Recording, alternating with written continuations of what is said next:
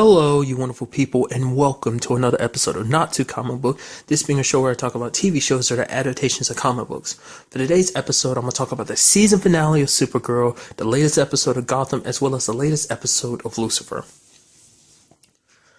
In the season finale of Supergirl, we had that very interesting broadcast that she basically made. She sent out to everyone after the whole situation with Alex and her kind of got settled. I was kind of expecting a little bit of a more drawn out fight, but still, it was nice and interesting. I mean, obviously she wasn't really putting her all into the fight because, she wasn't trying to hurt Alex. But, John was able to bring Alex's mom there to kind of talk her down and kind of break free of the, Myriad. And then we had Supergirl kind of getting her message broadcast all over the city. And I really like, Max Lord doing his thing, kind of hacked everyone's phones. And basically, I like that the House of L, sigil symbol is all on everyone's cell phones. I thought that was kind of nice. And, she's kind of telling everyone, how, being their hope. It's very interesting how, I don't know, it's kind of interesting how alone she was when she first came to this planet, but now she has all these people who, give her the strength to be the hero she is. I mean, that's what I'm, when I was looking at and listening to it, I was thinking that it's just like, she came here, one little girl from a faraway planet, and now she's a hero protecting all these people, and all these people having her back. They give her the strength to do what she does. In this episode, you also had that moment where Carl was trying to basically say her goodbyes to everyone. I won't lie to you, I was tearing up. It's, to me, the one that got me the most. I like the one for James, because obviously she did what you would expect in a situation like that, kind of push him away at the last minute without informing him about everything. But I like what she said about Win. It's a tie between the one for Kat and the one for Alex between my favorite. Like, emotionally, the one for Alex kind of just like, okay, don't get weepy-eyed, but probably the one I enjoyed the most was probably Kat's, just like on just a general basis, just because it's just like, you were like a great mentor, you're a great mentor and friend to me, and then Kat's like, okay, are you speaking my eulogy right now, or are you about to commit suicide or something, the way you're talking like that? She's just, no, it's just, because it's just how Kat handled it. I love her response to it, just kind of like, okay, this is fucking weird, we need to, what are you doing, type of mentality. And I love how Myriad was going to kill everyone, because if they couldn't control everyone, Indigo kind of convinced Nam that basically we'll wipe everyone out. Essentially, they were going to basically pop everyone's skulls, because the signal from Myriad was going to intensify until it made everyone's heads explode. It's pretty intense. And I actually like that moment because, like I said, Carl was saying her goodbyes to everyone, because Max had kind of told her, and she kind of realized it herself, that she was going up against some pretty heavy odds. But he's like, the odds weren't really in your favor. And it's kind of interesting, because he's like, I am rooting for you. I'm not trying to say it to be a dick. I am legitimately rooting for you. I just want you to know what you're up against. It didn't go down the way I expected it. I mean, I'm glad that John showed up to back her up, so it became like Nam and Indigo versus Supergirl and John. And because I honestly expected her to fight the other Kryptonians too, but they were kind of already asleep. They kind of left the whole thing up to Nam to stop her. And I like the fight was pretty cool. I love how John really literally ripped Indigo in half. I was just like, if the fact is that she's a machine makes that a little less brutal, but that's still pretty brutal. Like, literally picking up over his head and ripping her in half, like torso and legs like that. That was just kind of crazy. And I really like the kind of heat beam fight between Nam and Supergirl. I don't know if he's quote unquote dead. She took him down. I mean, his eyes got messed up because the beams hit his eyes. So I'm guessing, like, I don't know if that means he's permanently, like, blind or something. It didn't really go into detail. I don't think she killed him, because that's not, Clark and Kara's way, killing him once. So obviously he was just kind of knocked out. But it's like, I don't know. Maybe that was his, is he going to be permanently blind? Maybe he's probably locked up in the DEO place. And I like how, like, Kara was lifting up, Fort Ross because that was kind of being the centerfold for like the Myriad signal. So basically, I had to get it out of Earth's atmosphere, which apparently Kryptonians can't breathe or fly in space. Have I been misinterpreting that the entire time, or is that something they just changed for Super? I swear, like Superman's done plenty of flying, in space. Didn't he do that in the Justice League cartoons, or am I being stupid? I swear it was like I know there's like him like in movies and stuff he's like flew across the planet really flat, like across the planet. I guess you could argue that was him, and like still within Earth's atmosphere. But that's like, I swear he's been able to do that before, right? He's even done it in like the most recent movie, well, Man of Steel, that he was kind of flying and breathing it in outer space. I mean, I don't know. Maybe that's just something they specifically, added to Kara. Maybe, I guess you could argue, maybe Kara wasn't used to being in outer space. Maybe Clark's, had years practice of flying in space or something. I don't know. Is that just something, a limitation to her, or is that just a well-known thing amongst, like, amongst them? Because I was like, when I was hearing that, I was like, no way. Kryptonians totally can, like, fly through space, can't they? Clark's done it before, right? Or does he use a spaceship to get across in, like, space? I swear I don't know. I'm spending so much time on it because it dumbfounded me so much. But that happened. She ended up passing out. But Alex used the ship Kara was in to come and get her. So that was nice. It has a very nice ending to it. Kind of everything's kind of wrapped up. I really like the fact is one thing that kind of got wrapped up is John's kind of being reinstated. Except he's not taking complete control over the DEO. He's working alongside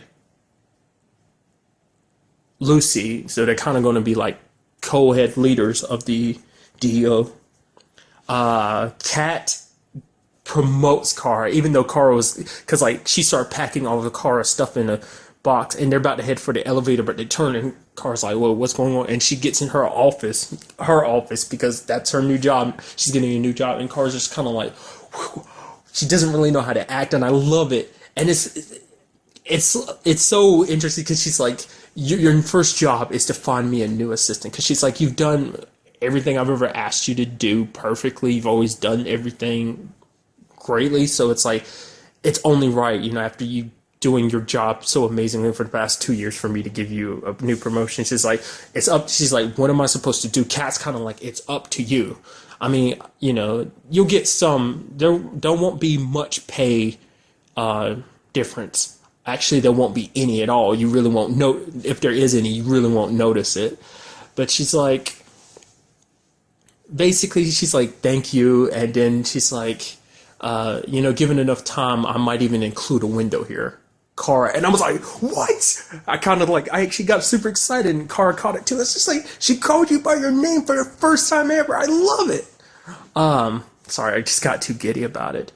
We also had that little thing at the end where Max and Lucy's dad, there was that little thing that, it's some kind of, I forgot what they said it was. It was some kind of Kryptonian device. It was what Nam and them were using. With the whole Myriad thing, it channels power, I think. I forgot what it was. Basically, Max and Lucy's dad have that, so it's like, okay, there you go, plotting. But little get together at the very end. James and Kara, as well as the rest of the family, including Gwen, Alex, their mom, John, just everyone together. And then there's like a ship that crashes. Well, it looks like a meteorite, but they go check it out, and it's a Kryptonian spaceship. Opens it up. Kara sees what's inside. Sadly, we don't get to it. And it's like, so what's inside the spaceship? I don't know. My brain kind of wants to go to her mom, just for that reason. But it's like, I kind of like, no, I don't think it's her mom. I feel like that might be a little too easy to expect. So, I mean, I legitimately have no idea what could be in there. I don't know if this is getting picked up for a second season or not. I really hope it does, because I really like this show. Supergirl is a Supergirl is amongst many superheroes that I know next to nothing about. This show was kind of my first time really getting to know her. I've seen her pop in and out of like animated cartoons, but she's never like had a big presence. This was like her first time just kind of getting her own thing to me, like big notice, if that makes any sense. Now moving on to this week's episode of Gotham, where we have Jim and Barbara. It's kind of a constant thing throughout the episode because Barbara's actually helping Jim track down the woman known as the Lady. She's the one that hired those assassins to come after him a little while back. And essentially, she ends up tracking Jim down. And Barbara ends up tracking Jim down and trying to help him. And it's kind of like, you kind of don't know which side she's on because she is saying that she's changed. But Jim kind of doesn't want to believe. I mean, he's very hesitant to believe her, obviously. But he's like, it's a good thing that you want to change. Eventually, he kind of gets like that. But it's like, I still can't forgive you for what you did to Lee. You tried to kill her. And it's kind of like, I kind of feel sorry for Barbara. At the same time, I'm like, she kind of went off the deep end. So it's kind of hard to forgive. But it's like, she is legitimately trying. And it's like, is she acting like this because she still has feelings for Jim? I mean, I feel like a lot of the crazy stuff she's done, so, kind of after killing her parents and going a little crazy, has been because she loves Jim. The whole Lee situation was because she loved Jim. It wasn't just, out of complete hate. It wasn't for hate for Jim. It was hate for the woman that was in his life type of situation. So, I don't know. I kind of do feel like I am in the middle on that situation. It's like, I get it. She tried to kill your current girlfriend, but it's obvious that she still has feelings for you. It's like, I say that, but it's not as one-sided because it's like, yeah, kind of trying to kill your girlfriend, and it kind of puts her in a more negative light, but she is trying. I mean, it is more, I'm less inclined to believe she's faking in the Penguin situation. I legitimately thought he was faking all the way through, but it was like, no, he sincerely tried to change because of whatever Hugo did to him, but it ended up being, fake, real until he finally snapped, and did what he did last episode. Also in this episode, we had Bruce. He got a name from his dad's computer. It was a woman named Karen that he ended up having it in his calendar, and Bruce went to go meet her. She was a part of a project in it's kind of a facility project called Pinewood. It's part of Wayne Enterprise. And he ends up meeting her, and essentially she has like a claw hand she was experimenting on. And I loved after Alfred got, hit by her claw and he's bleeding a little bit, and, Bruce is kind of hesitant to hold the gun towards her, so he puts it down on the ground, and Alfred's like, no, pick up the gun pointed at her. And then she was like apologizing. She's like, I'm sorry, you guys kind of spooked, you guys kind of scared me. He's like, scared you. Okay, we scared you. It's like, okay. Essentially, Bruce ended up finding out his dad is the one who, he eventually found out from her that his dad's the one that started it, Pinewood. He started off with the best intentions, but the person that worked with him was, kind of warped it and turned it into something else. The person turns out to be someone known as the Philosopher. This is the same person that hired the lady who hired Match to kill the Waynes. This person known as the Philosopher, we end up finding out, is Hugo Strange. What makes it worse, because to Bruce, he's like, what makes the whole situation worse is because Hugo was friends with Thomas. So, like, his dad was killed by someone he considered a friend. The whole Karen situation was very sad because, because Bruce had made a promise. He's like, I'll protect you. Like, him, James, and Alfred, rescued her, broke her out because they knew that if they didn't, who's ever behind all this, this is before they found out about it being strange, would, come after her. And she's like, why'd you come after me? She's like, why are you doing all this? He's like, I made a promise to you that I won't let anything happen to you. And it's like, man, it was kind of sweet. And you saw her kind of, she's like, your dad would be proud of the man you can become. And then you see Victor show up, Mr. Freeze. Hugo sent him after them. And Karen sacrificed herself, which is like, because she knew that he was only there for her. So she sacrificed herself. He froze her and he smashed her to pieces. It's like, shit, dude, that sucks. That legitimately broke my heart. I was like, man, that sucks, dude. After going through all that to protect her. But I mean, she died protecting Bruce, I guess, because because she had said, because she kind of came from an abusive father. Because the thing is, like, she actually accidentally killed her dad because of the abuse. She just pushed him down the stairs, and it was out of self-defense, and he ended up dying, and she ended up getting sent to prison for it. It's just because she had, like, she said she was treated differently because she had, like, a deformed arm, which is something her dad kind of abused her about and stuff like that. So it's kind of like, she didn't have things easy, especially after being a part of those experiments and stuff, being a lab rat for Strange. And at the very end of the episode, we see that using, Mr. Freeze's, like, formula for, bringing someone back from the dead, they essentially bring back Galavan, but it doesn't seem like he's just a regular Galavan. We know, it seems like he's a little superhuman strong, I guess. Definitely not the same Galavan we knew. He was a little scattered, right? Oh, and also we had Barbara going back to Galavan's sister and Butch. So his sister was petting Barbara, being like, "Oh, she's back where she belongs." So her brother's back too. Is like, how does she feel about this situation? Because she kind of, remember last time we saw her, she kind of abandoned her brother, and it's like, where's her niece at right now? Anyway, I completely forgot about it. I completely forgot about it. The last time we saw her, obviously before she returned at like the beginning of the second half of this season, was the episode where Galavan got taken down. Like, basically she left with his niece. So it's like, where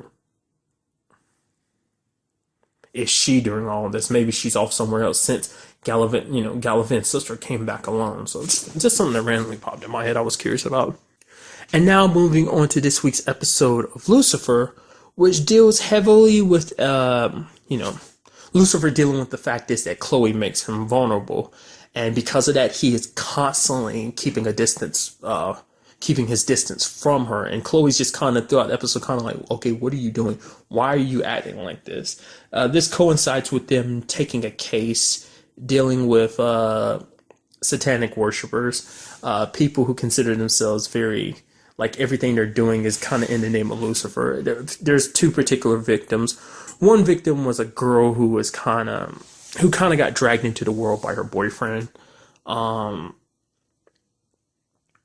And her boyfriend himself, because the girlfriend had the words "Hail Lucifer" on her back, and the boyfriend had like a pentagram carved into his stomach. He was kind of pretty messed up.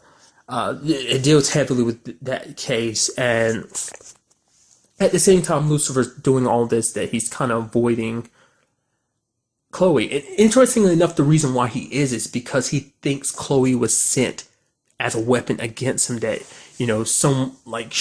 that she is betraying him on some level, because he actually does trust Chloe. He likes Chloe, and he admits that he doesn't know whether she's a participant in it or whether she's just an unknowing pawn in this whole situation.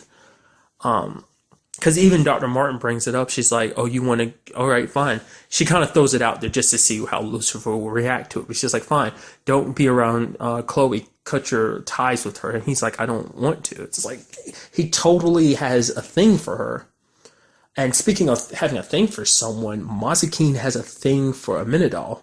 It's very interesting because she kind of talks him about just going back to heaven, but he's just kind of like, I can't go. I wasn't able to put my brother back in hell, and he's kind of like he feels like a failure. So he's like, how can I return as a failure? And Mazikeen is really just trying to talk him into just going back home, but he kind of doesn't want to, because he's even feeling shameful about the things they do. She's like, you can pretend like you want all you want, but this is like the best. This is obviously the best sex you've ever had. Actually, the only sex you've ever had. And after they kind of did their thing, she was going to pull out a knife and attack him, but he caught her and left. Which at that moment, the way she reacted and the way she was hesitating too is like, holy crap, you totally have a thing for him. And it turns out, obviously, later on, you find out that he ends up having a thing for her too. Very interesting. Angel falling for a demon and a demon falling for an angel. And another constant element of this episode is Lucifer kind of getting tired of being labeled the evil guy. Because Dan kind of suggests that all of these murders are happening because at one of the second murder, the boyfriend's murder, if you align kind of the stuff in paint, it says Morning Star. So he's basically saying a lot of people, this might be someone doing this in tribute to you because you go around doing this whole Lucifer thing. And he's like, basically, it felt like a personal attack because he's like, oh, so you're thinking I'm responsible for this? Because everyone treats me like I'm evil, like it's my fault for every wrong thing in the world. He's like, essentially, basically, like, I didn't ask for any of this. I didn't ask to be put in a position I am, and people treat me like I enjoy evil, that I enjoy people dying. Because because you end up finding out that the person behind all this is Malcolm, because Malcolm's kind of got twisted in the head, and he thinks he knows Lucifer. He's like, oh, I killed all these people for you. I even framed it on that priest, because he's like, oh, this is what you wanted, right? He's like, you killing people? I punish people who are evil. I don't want, like, pointless murder in my name isn't something he wants. He even got upset at those other satanic people who were just like, yeah, this guy's the best Lucifer we ever had, because they kind of think it's fake, but Lucifer being real is just kind of like he's upset about the whole situation because they're like, all these kids are marching forward in his name, they're kind of praying to him, and he's like, I've never asked anyone to pray to me. That's kind of more of Dad's thing. But, probably out of anything, what made this whole situation worse is because he saw the way Chloe kind of looked at him. That even Chloe kind of started doubting him. And he already had his doubts about Chloe.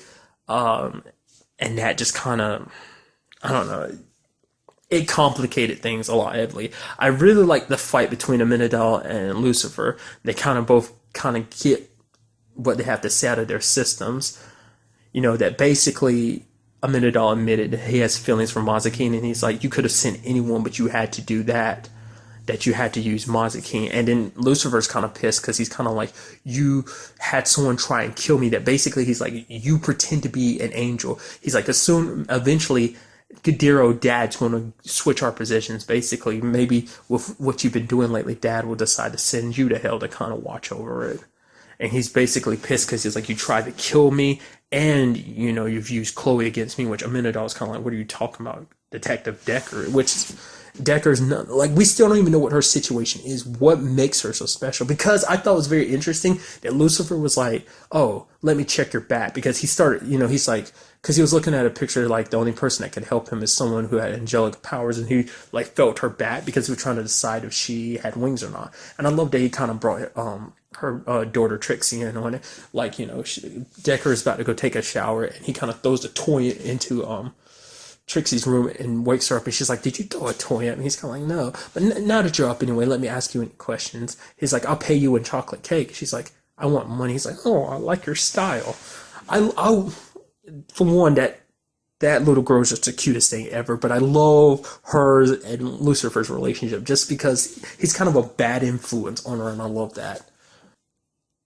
But, that was kind of interesting. I was just like, oh, yeah, that's kind of, I would have never thought that. Yeah, check to see if she's an angel. Like, he checked her back to see if she had, like, wings like his. Maybe her wings were severed like his. Now I'm thinking about it. Like, what does an angel look like when they're, like, from their back? Like, because we've never seen a Amenadal's back. So it's like, what does that look like, with their wings? Do they even show up through your back? Is it kind of like they just manifest? Does your back must not look normal then, for him to have searched her back like that and nothing came of it. Like, I guess he was expecting her to have clipped wings like him, so having scars on his back. But I guess, like, if you do have wings, there are some markings on your back, maybe. I don't know. But Amenadal and Lucifer kind of stop when Mazikeen shows up, and she's kind of pissed because she's like, you both have been using me. It's like neither one of you is a good guy in this situation because both of you used me to get at the other one. So if you want to kill each other, go ahead and kill each other. Both of them kind of stopped and just went on their way. And sadly, at the end of the episode, we have Chloe arresting Lucifer because she finds the dead priest in his place, bullet in his head. So it's like, where are we going to go in next episode, which is the season finale?